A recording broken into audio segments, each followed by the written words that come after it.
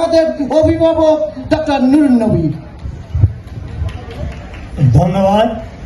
আমি সর্বপ্রথমেই সুধী মণ্ডলীকে আন্তরিক অভিনন্দন এবং ধন্যবাদ জানাচ্ছি, আপনারা এই অনুষ্ঠানে এসেছেন, এবং আন্তরিক ধন্যবাদ জানাচ্ছি আয়োজক বৃন্দকে। এখানে মঞ্চে আপনারা যারা দেখছেন, এরা নিউ ইয়র্কের যত প্রগ্রেসিভ, যত প্রগতিশীল অনুষ্ঠান, সাংস্কৃতিক, ভাষা, সাহিত্য এবং অন্যান্য সব কিছু আয়োজনের পিছনে মঞ্চে আপনি যাদেরকে দেখছেন, আপনারা যাদেরকে দেখছেন তারা, এবং বিহাইন্ড দ্য সিন অনেকেই কাজ করেন, তাদেরকে আমি আন্তরিক ধন্যবাদ জানাচ্ছি। এবং এরা আমাদের বাংলার গৌরব। প্রবাসে বাংলা বানাচ্ছি। আয়োজকদেরকে ধন্যবাদ জানিয়ে আমি এই অনুষ্ঠানের উদ্বোধন ঘোষণা করছি।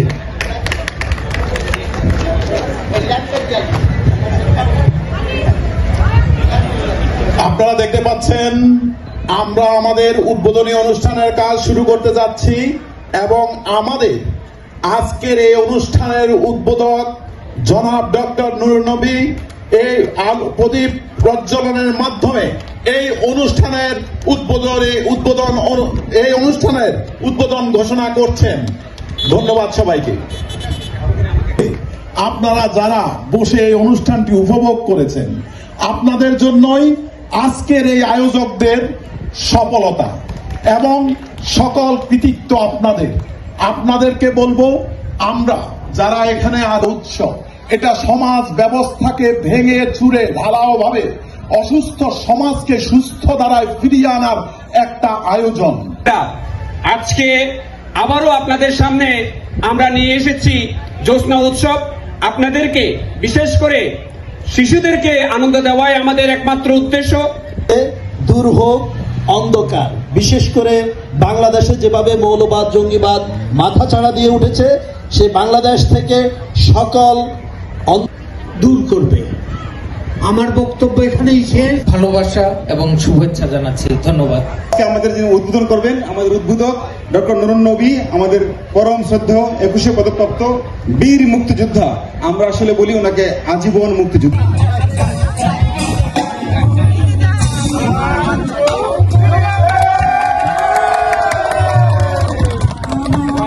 যে কবিতা শুনতে জানে না সে ঝড়ের আর্তনাদ শুনবে, যে কবিতা শুনতে জানে না সে মায়ের কোলে শুয়ে গল্প শুনতে পারে না।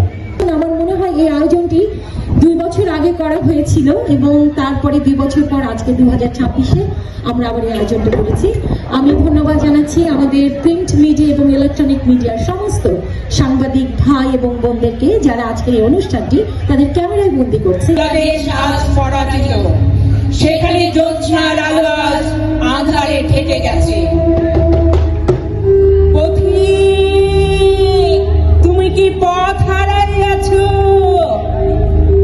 উত্তর দাও হে আমার তরুণ পথযাত্রী দল, ওরে আমার রক্তযজ্ঞের পূজারী ভাইয়েরা, বল তোরাও কি আজ সৌন্দর্যহত রূপ বিমূঢ় পথহারা পথিকের মতো মৌন নির্বাক চোখে ওই ভৈরবী রূপসীর পারে চেয়ে থাকবি?